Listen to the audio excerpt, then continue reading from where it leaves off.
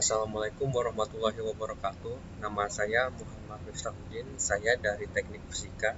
Di sini saya akan memberikan suatu materi mekanika material berupa fabrikasi logam.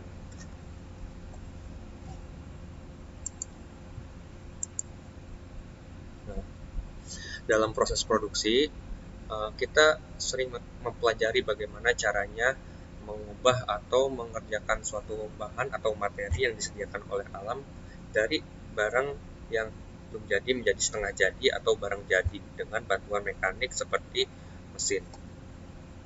Nah, pada pabrikasi logam ini kita mengetahui proses yang dilakukan dengan cara memberikan perubahan bentuk atau deformasi yang terjadi pada benda kerja. Nah, perubahan bentuk ini dilakukan dengan cara memberikan gaya luar sehingga terjadi deformasi plastis atau elastis.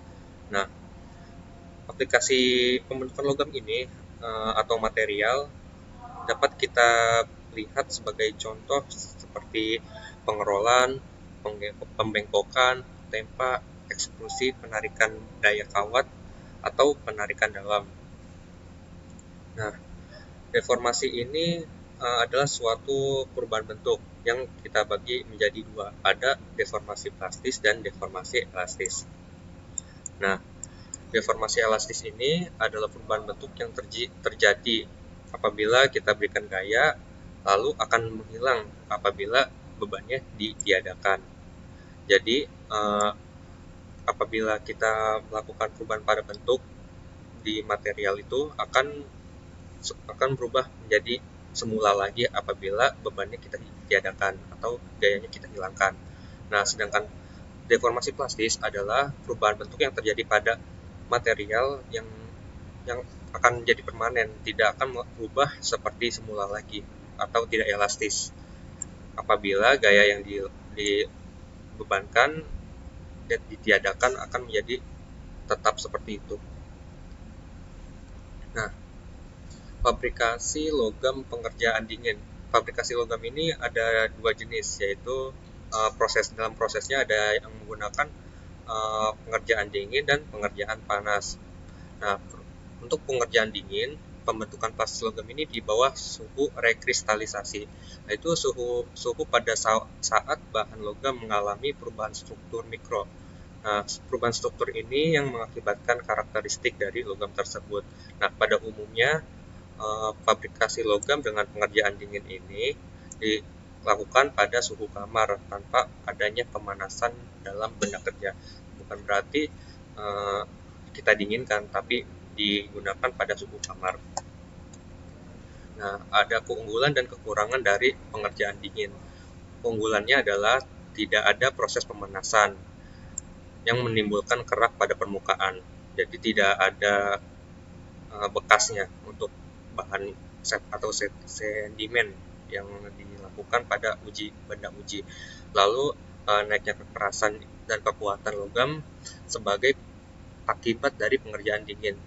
Lalu seperti poin yang pertama, tidak dibutuhkan pemanasan dan ketelitiannya ini lebih baik. Lalu ukurannya bisa kita seragamkan dan kekuatan tariknya itu akan lebih baik dari bahan asalnya.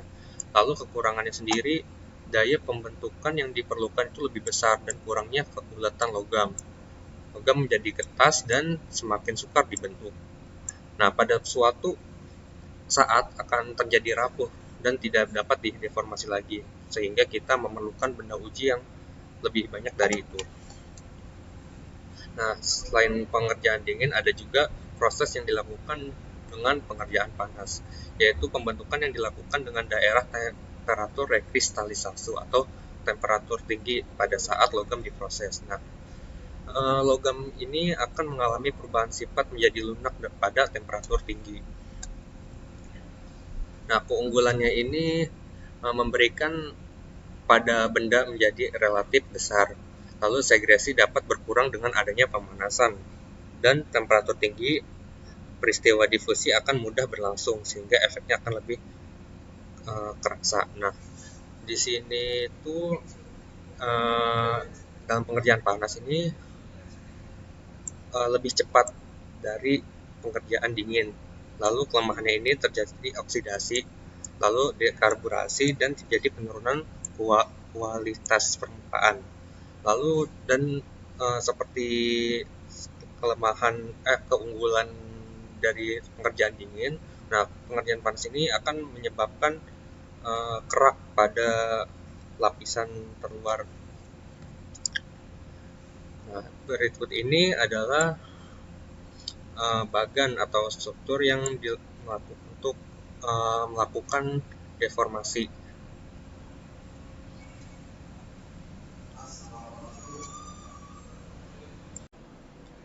Rolling yaitu suatu proses fabrikasi logam yang mengubah bentuk plat besi dari yang datar menjadi sebuah roll. Nah, definisi pengerolan itu merupakan suatu proses pembentukan yang dilakukan dengan menjepit plat di antara dua buah roll. Nah, roll itu ditekan dengan ada roll tekan dan roll utama. Yang roll utama ini berputar berlawanan arah sehingga menghasilkan flat. Nah, proses dari pengerolan ini terdapat dua jenis, yaitu proses dalam suhu dingin dan suhu panas. Nah, bentuk rollnya ini memiliki dua fungsi utama, yaitu menarik benda kerja dalam gap antara dua roll dengan gesekan antar benda kerja roll, dan secara simultan roll mendekat atau menghimpit benda kerja untuk mengurangi penampang yang melintangnya. Nah, bentuk benda kerjanya itu ada flat rolling, strap rolling, atau railing mills.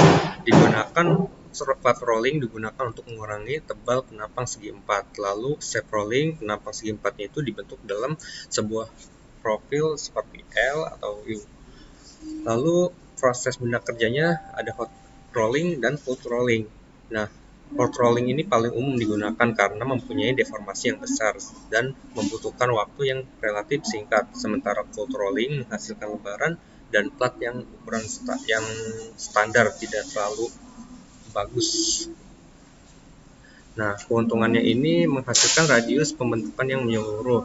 Proses kerja pengerolaannya sederhana sehingga biaya yang dibutuhkan relatif lebih murah, dan dapat mengerol berbagai bentuk silinder bagi silinder yang kecil atau yang besar tergantung ukuran rollernya. Lalu tenaga pengerolannya relatif lebih ringan karena dapat dilakukan secara berulang-ulang. Nah, hasilnya itu merata di seluruh lembar plat, dari plat yang terbentuk tanpa ada cacat dan mampu mengerol kerucut secara bertahap. Kerugiannya ini ada banyak dalam kesalahan pembentukan, yaitu pembentukan yang tidak sejajar, penekanan roll yang berlebih, atau pembentukan roll yang kurang, seperti gambar di bawah ini. Nah, ini tidak sejajar bentuknya. Lalu di sini pembentukan yang berlebih dan tidak mengikuti rollernya. Dan ini ada yang miring juga. Mungkin ini ada kesalahan dari operatornya karena tidak rata menaruh rollnya. Lalu ada posisi plat yang miring. Lalu di sini juga ada deformasi yang melintang.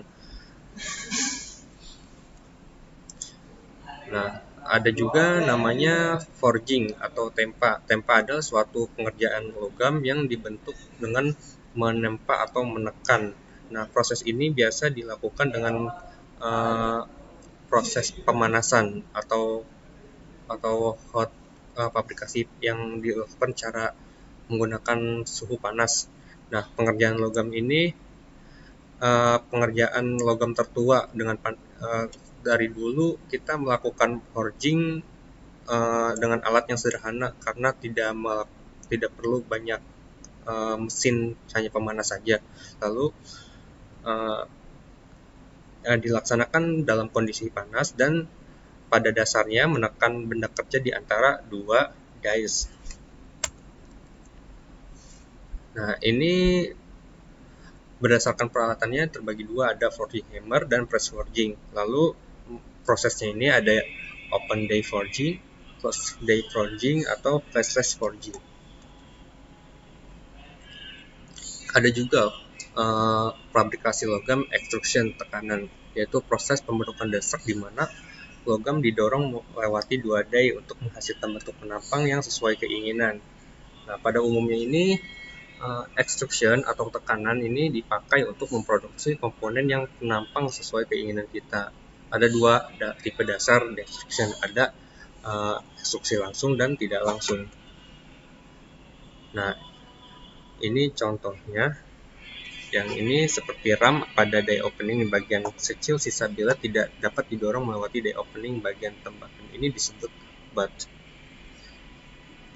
Nah, lanjut. Ini masih sama, ada direct extrusion, indirect extrusion, dan instruksi impact. Lalu ada fabrikasi logam deep drawing, yaitu pembentukan lembaran logam dalam bentuk cangkir, kotak, dan lain-lain. Blank lembaran logam ditempatkan di atas lubang die dan flash menakam logam. Ini merupakan alatnya, dan ini adalah benda kerjanya, dibentuk dengan melakukan tekanan. Nah, proses ini biasa dilakukan untuk produk kaleng minuman, tabung amunisi, panel bodi mobil, dan lain-lain. Nah, ada wire and bar drawing, yaitu dengan menggunakan kawat yang ditarik beberapa die dan reel yang penarik yang disusun. Die pada umumnya terbuat dari karbida tungsten atau dari intan. Baiklah, itu saja yang bisa saya sampaikan. Kurang lebihnya mohon maaf. Wassalamualaikum warahmatullahi wabarakatuh.